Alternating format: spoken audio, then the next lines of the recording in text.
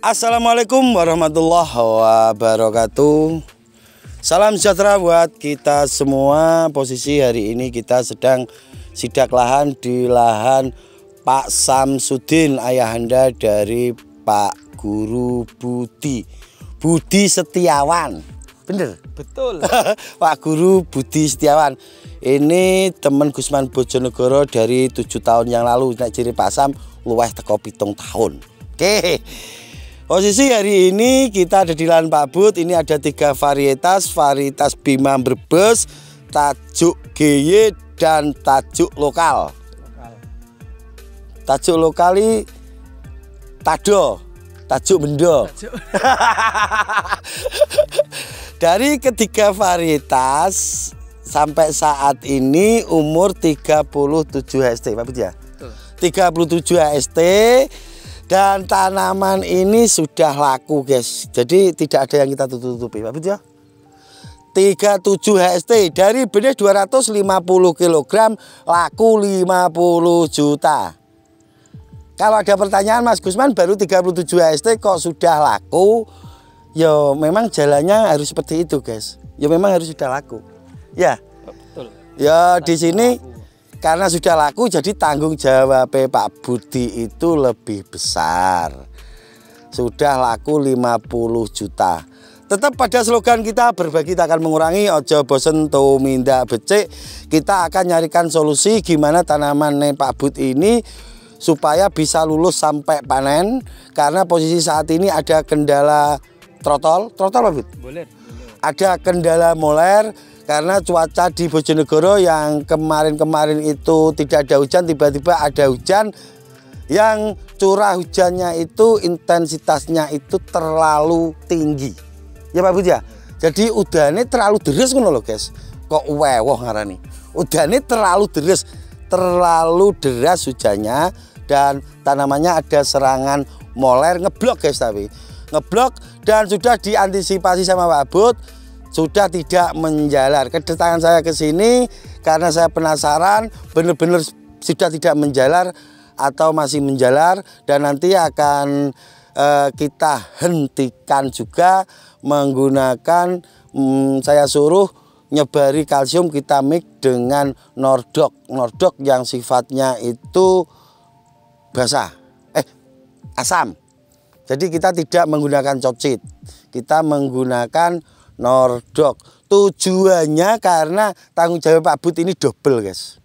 Karena sudah laku, itu satu, harus menjaga amanat dari yang menebas. Yang kedua, harus nyepray double daripada biasanya.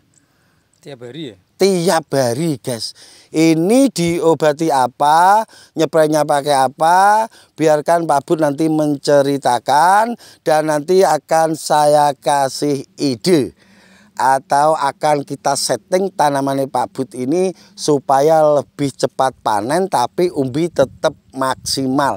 Karena baru 36 HST, tanggung jawab kita besar untuk menjaga sampai panen, dan nanti akan kita setting di umur 53 atau 54, mentok 55 sudah bisa dipanen dengan umbi yang bisa maksimal. Nanti setelah penjelasannya Pak Bud akan saya uraikan gimana caranya mempercepat panen tapi umbi tetap maksimal. Monggo Pak Bud dijelaskan. Jelasno apa iki? Ya jelasno tanaman ini terserang umur berapa, terus berhenti di umur berapa? Keserangin sekitar umur jadi 37 berarti 30. Tanaman ini terserang trotol. Dulunya terserang trotol. Terus saya kasih M23 3 hari berturut-turut, sembuh total. Cuma terus habis itu hari keempat ada hujan yang cukup deras, 2 pol pokoknya sampai iki gempal. jungkur, bedengannya longsor. Terus habis itu ada terlihat serangan bulir, mulai serangan bulir. Saya kasih lagi M23, dosisnya 45 mili. Saya spray 2 hari berturut-turut, berarti 3 hari berturut-turut tambah 2 hari. Terus saya kasih yang kimia. Yang kimia pakai Tizen 5 sendok. Pakai apa, Pak? Mankosep 4 sendok sama Remasol 20 mili. Terus saya habis itu kan tidak hujan. Saya selang 1 hari, kemarin hujan lagi, saya tadi pagi spray M23 lagi 35 mili. Saat ini habis 8 tangki. Benih 250 habis 8 tangki. Terus saat ini untuk molernya gimana? Untuk molernya alhamdulillah ini sudah berhenti. Dan pucuknya itu sudah ke atas lagi. Pucuk. Ya, pucuknya sudah ke atas. Yang rebah kemarin sudah menguning, sudah ada yang kering. Jadi kelihatannya alhamdulillah sudah mulai sembuh gitu. Oke. Terima kasih, itu sedikit penjelasan dari Pak Bud. Kita doakan semoga memang sudah mandek dan tidak menular molernya dan bisa sesuai apa yang kita harapkan. Betul. Oke, di sini saya akan nyarikan solusi iki sharing, guys. Jadi nanti kalau pas buat tanaman jenengan silahkan dipakai. Untuk mempercepat kali ini kita bisa menggunakan Paklobutrazol.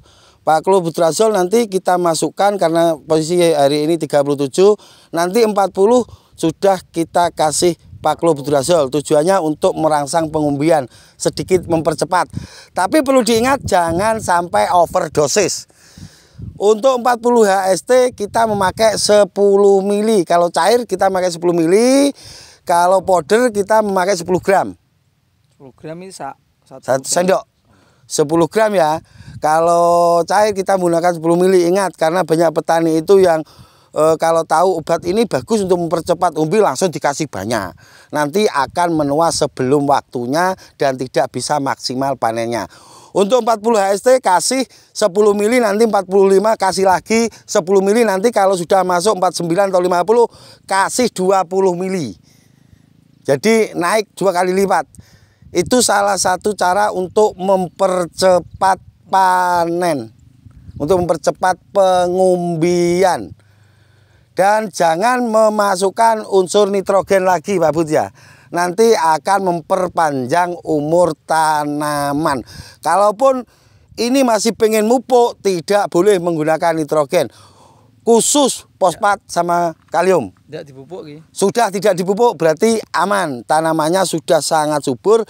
Ini yang konten pertama sudah saya khawatirkan. Pak Bud, tanaman sampan ini bahaya. Kalau orang-orang lihat seneng, tapi kalau saya tidak. Karena tanaman ini bahaya, nanti akan kalau ada hujan tiba-tiba akan ada serangan trotol.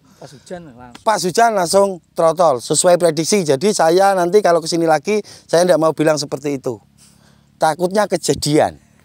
Jadi saya anggap tanaman ini aman sampai panen. Amin. Ya Cep ya. Aman sampai panen. Itu yang pertama yang bisa mempercepat panen dan aman. Mas Gusman katanya bisa menggunakan KNO sama Gandasil buah, itu juga bisa mempercepat. Iya, tapi khawatirnya karena ini ada serangan trotol, ada serangan moler, kita tidak menggunakan yang ada kandungan nitrogennya. Karena itu juga bahaya. Kalau nanti di umur 45 up dibantu menggunakan Gandasil buah, monggo. Yang pengen tahu khasiat Gandasil buah, itu obat legendaris. Kalau pengen nyoba satu bedeng, kasih overdosis dalam waktu 3 hari, daun Anda akan mengering. Dan pupuk itu sangat ampuh sebenarnya. Cuman ini kita bantu pakai Paclobutrazol saja. Ingat dosisnya 10 mili naik di 20 mili. Dan ini nanti solusinya akan kita kasih bahan aktif tembaga yang oksida, bukan yang hidroksida. Kalau hidroksida bisa dispray dari daun, dari atas. Kalau kita sebar, kita menggunakan yang oksida, tujuannya untuk menghentikan moler tadi biar tidak menular. Seperti itu Pak Bud ya. Oke, untuk para viewer Gusman Bojonegoro, sekali lagi doakan semoga tanaman Pak Bud ini benar-benar bisa lulus sampai panen, karena tanaman ini sudah laku. Tanpa doa panjenengan sedaya, kita bukan siapa-siapa, dan pasti ada salah satu dari doa panjenengan sedaya bisa terkabul dan benar-benar tandurannya Pak Bud ini bisa lolos sampai panen. Amin. Ya Bud ya. Terima kasih pokok untuk para viewer Gusman Bojonegoro yang selama ini sudah mendukung channel Gusman Bojonegoro. Oke, besok setelah 1 minggu lagi kita akan cek ke sini lagi, kita akan lihat, karena kita juga punya rasa ikut tanggung jawab karena saya juga menaruh benih di sini. Dan alhamdulillah benih dari Tajuk GY ada yang benar-benar tidak keserang Pak Bud ya. Ada yang benar-benar tanpa diserang oleh trotol. Sangat luar biasa. Kenapa tidak diserang? Karena tanamannya tidak terlalu subur, tidak dibuat subur oleh Pak Budi. Makanya untuk musim hujan hati-hati. Cara mupuk itu harus disetting supaya tanaman kita itu tidak gampang terserang jamur. Pak Sam, mau ada yang ditambahi? Tambon. Pak Bud? Oh enggak, sudah.